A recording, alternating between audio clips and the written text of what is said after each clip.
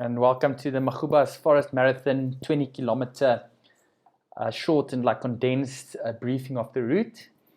This is not the full race briefing for the route, but just a summary of what's important and what each and every one of you should take note of. And we also want to give you a little bit of a flyover of the route as we've finalized it now, just to get you excited about some key highlights and some cool segments and the important information that you need to know. So just some key information. Firstly, to start with, the date of the race is the 20th of March 2022. It's a Sunday, and then the starting time for the 20k will be at 9 a.m. So the start venue and finishing venue will be Magoebas Falls, and then your distance would be plus minus 20 kilometers. Saying plus minus, just that you have a realistic expectation. It's not road running. We don't promise distances to the exact meter, and there will always be a little bit of a variance in all trail running routes. So this one would be plus minus 20 kilometers. We think it's about 19.5 actually that it will work out. So if it's not a full 20 kilometers, don't be disappointed. It will in any case be some of the hardest and longest 19.5/20 Ks that you would have ever done. So yeah, and then when we're looking at total positive vertical gain, that would be about 890 meters, which is really quite a lot for such a short distance. And then our cutoff for the 20 kilometers will be 7 hours from the start. So when we're looking at aid stations, there will be a total of 2 aid stations. You will really only need one of the aid stations at Woodbush. That would be at 10 kilometers. After you've done most of the climbing up to the top, you will find Woodbush aid station at kilometer 10. There will be a second aid station, but it's not really for the 20-kilometer runners. But if you really are in need of a Coke or something to just kind of pick you up, there will be a second aid station that you will pass, and that will be at the Hook Split. And that will be after 16.4 kilometers of running. So actually quite close to the finish. So not really an aid station for the 20k runners. You really only need the one aid station at the top at Woodbush. But yeah, if you need a second one, there will be one at the Hook Split. And then our finish venue will then obviously be Magoebas Falls as well. When we're looking at the profile, this is quite the most very realistic profile that we can share with you. So as you can see, once again, we start out with quite a steep climb out of Magoebas Falls, and then this climb really continues up until the 5k mark, which is about here. So the first 5k's are really quite tough and hard, with really lots of climbing to get you to the top.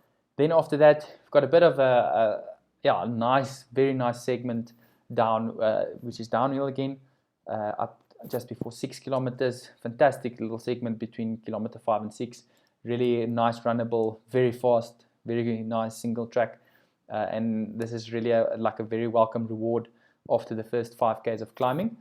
But then after that little piece of downhill single track, we start climbing up again, and it's quite a gradual climb then up to basically to almost reach the highest point of the route, and then a flattish section on Forest Road until we get to Woodbush aid station, which is at about kilometer 10.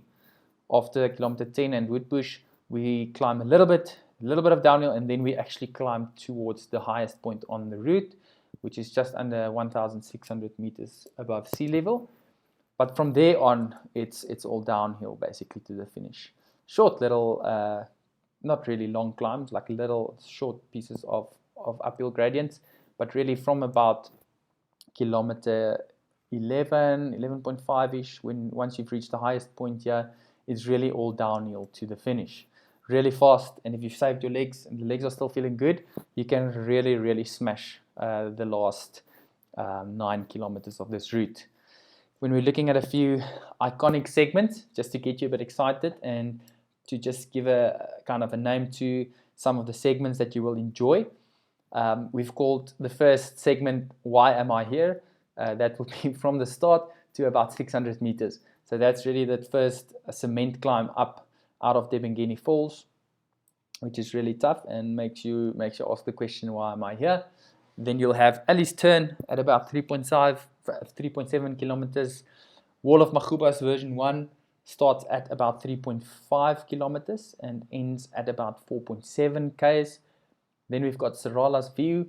So that's actually like a beautiful ridge, and on a clear day you've got fantastic views over the Magoebas Valley, and you can actually look all the way to Sarala's Peak in the Volkberg, which is the second highest peak in the Volkberg Mountains. And then when we come down, we basically have the Wall of Magoebas version 2 in reverse, so going down the Wall of Magoebas version 2, and that we've called Slip and Slide. So nice and fast, and definitely some risk for slipping and sliding there. So if we just give you a bit more of a viewpoint, fly over basically of the route, it will look something like this. So we start there at Debengeni, then we climb out of the cement climb there, and then we join the forestry road for about a kilometer, and then we head into the single track right about there. This is all beautiful indigenous forest, crisscrossing the stream here. Beautiful sections of indigenous forest and pristine mountain streams. There you get Ali's Turn. It's a beautiful, like this U-turn of beautiful views, and about here we'll get Sarala's Views. And then when you look towards the south, basically you'll see Sarala's Peak. This is that nice fast downhill section between kilometer 5 and 6 before we start climbing again towards Woodbush side. So yeah, you're about almost you'll just also cross one of the other hiking huts, and that is Seepsteen Mule's hut. And this section here is all forestry road from about here up towards Woodbush. So this will be at kilometer 10. There you'll find Woodbush aid station like you see there, before you go down and then climb up to the highest point of the 20-kilometer route, which is about there, and then you'll start dropping down. That will be Slip and Slide, going down the Wall of Magoebas version 2, and then you've got this fantastic fast downhill sections, beautiful trail through the indigenous forest here. And as you can see, it's quite a gradual down actually, and it's very runnable. You can really let the brakes loose here and just fly down this.